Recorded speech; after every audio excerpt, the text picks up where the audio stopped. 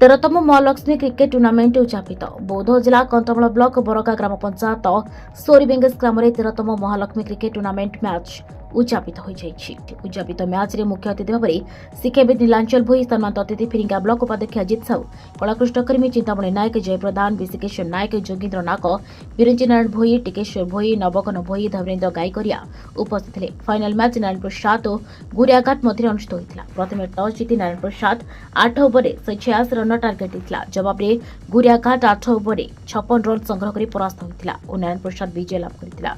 विजयी दल को 18,000 टंका और परास्त दल को 14,000 टंका अतिथि मान द्वारा पुरस्कार सह ट्रॉफी प्रदान कर स्कोर दायित्व लोकेश महाकुड़ तुलाई बेले धारा विवरणी सुधा भोई खेल परिचालना महेन्द्र नायक और जसवंत नायक करते। महा महालक्ष्मी क्रिकेट क्लब समस्त सदस्य खेल परिचालन सहयोग